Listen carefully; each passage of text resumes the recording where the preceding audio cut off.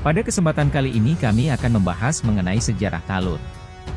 Talut adalah seorang raja Bani Israel yang disebutkan dalam Quran. Raja ini dianggap sama dengan tokoh Saul yang disebutkan dalam Alkitab.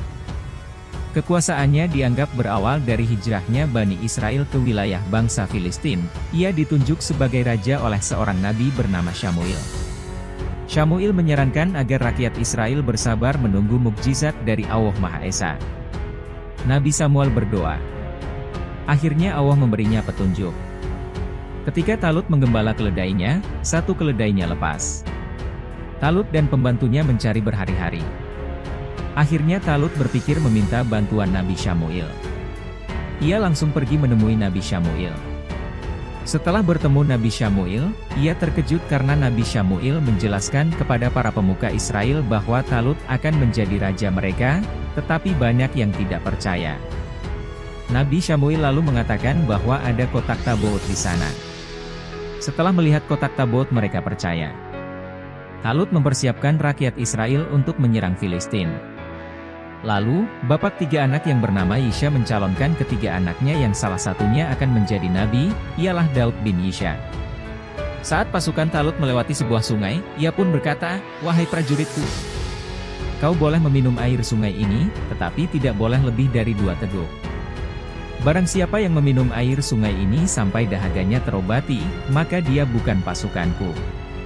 Tapi banyak yang tidak mematuhi. Bahkan sampai ada yang berenang. Maka berkuranglah pasukannya.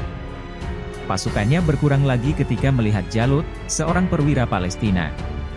Tapi, Daud menawarkan dirinya untuk membunuh Jalut. Dengan katapel yang ia miliki, akhirnya Jalut dapat dikalahkan.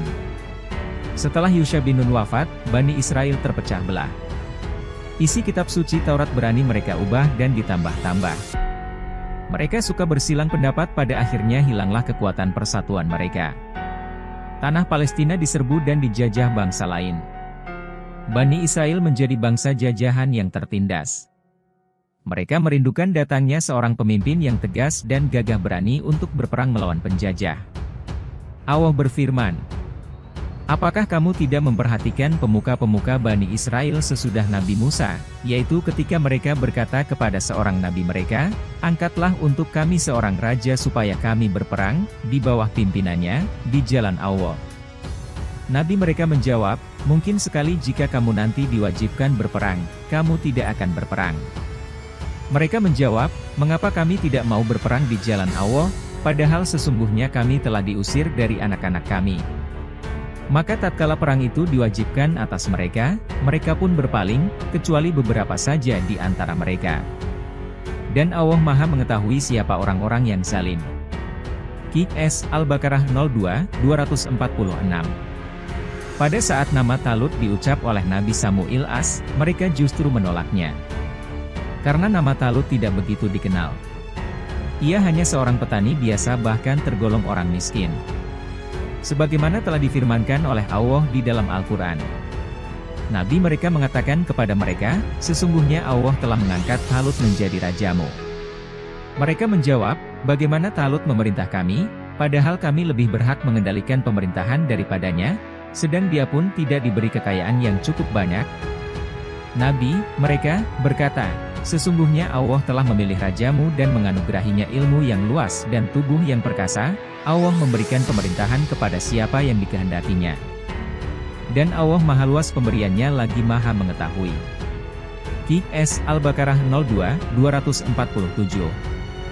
Nabi Samuil As menjelaskan bahwa walaupun Talut hanyalah seorang petani biasa, tetapi ia pandai strategi perang, tubuhnya kekar dan kuat, dan pandai ilmu tata negara. Akhirnya mereka mau menerima Talut sebagai raja mereka. Sebagaimana telah difirmankan oleh Allah di dalam Al-Quran.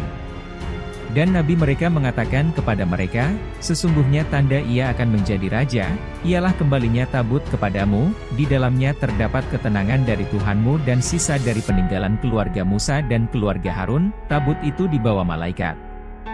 Sesungguhnya pada yang demikian itu terdapat tanda bagimu, jika kamu orang yang beriman." QS Al-Baqarah 02-248. Talut mengajak orang-orang yang tak punya ikatan keluarga dan perdagangan ke medan perang. Dengan memilih orang-orang terbaiknya itu ia berharap agar mereka mau memusatkan diri pada pertempuran dan tak menghiraukan urusan rumah tangga dan perdagangan. Salah seorang anak muda yang ikut ke barisan Talut adalah seorang remaja yang bernama Daud. Ia diperintahkan oleh ayahnya untuk menyerai kedua kakaknya yang maju di medan perang. Daud tidak diperkenankan maju di garis depan, ia hanya melayani kedua kakaknya.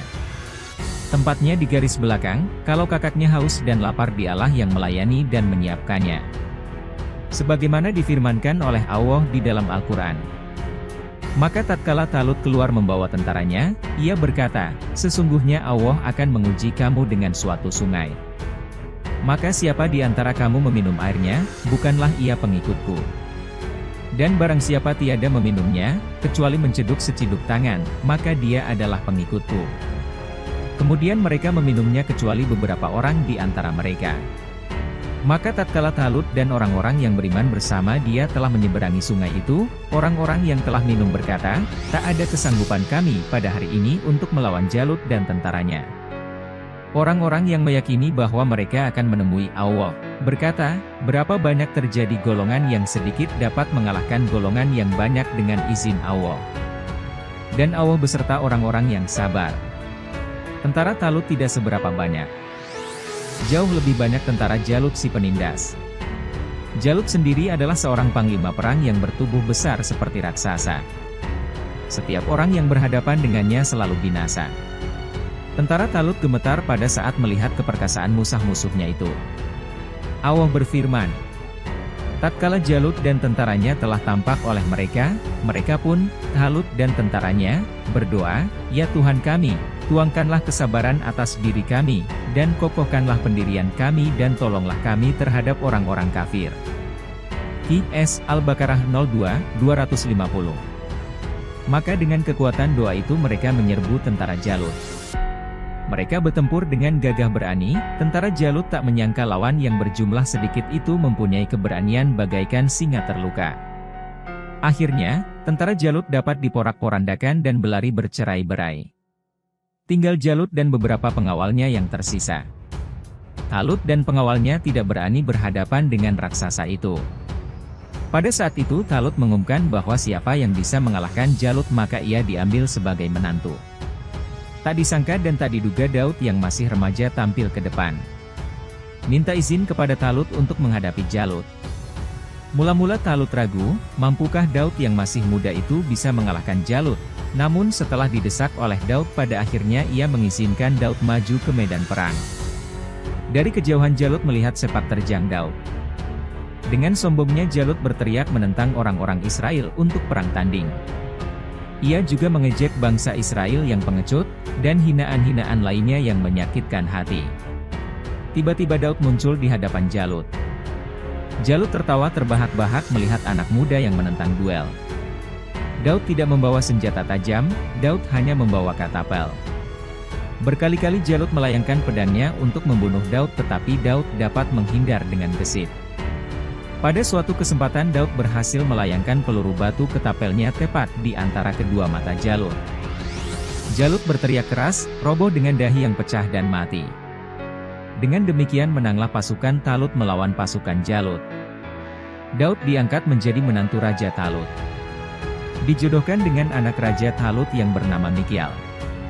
Sebagaimana telah difirmankan oleh Allah di dalam Al-Quran. 251 mereka, tentara Talut, mengalahkan tentara Jalut dengan izin Allah dan, dalam peperangan itu, Daud membunuh Jalut. Kemudian Allah memberikan kepadanya, Daud, pemerintahan dan hikmah, sesudah meninggalnya Talut, dan mengajarkan kepadanya apa yang dikehendakinya. Seandainya Allah tidak menolak keganasan sebahagian umat manusia dengan sebagian yang lain, pasti rusaklah bumi ini. Tetapi Allah mempunyai karunia yang dicurahkan atas semesta alam. QS Al-Baqarah 02251. Di samping menjadi menantu raja, Daud juga diangkat sebagai penasihatnya. Ia dihormati semua orang. Rakyatnya seolah lebih menghormati Daud daripada Talut. Hal ini membuat Talut iri hati. Ia berusaha ingin mencelakakan Daud ke medan perang yang sulit. Daud ditugaskan untuk melawan musuh yang jauh lebih kuat dan besar jumlahnya.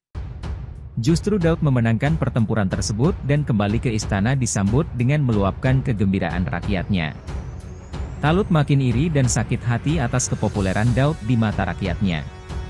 Ia terus mencoba berbagai cara untuk membunuh dan menyingkirkan Daud, namun selalu menemui kegagalan, karena Daud dilindungi oleh Allah. Akhirnya terjadilah perang terbuka. Talut tewas dalam peperangan tersebut.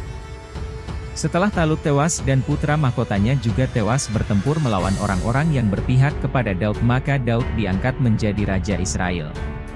Terima kasih sudah mengikuti video-video kami, jangan lupa share, like dan subscribe agar bisa selalu mengikuti update video dari kami.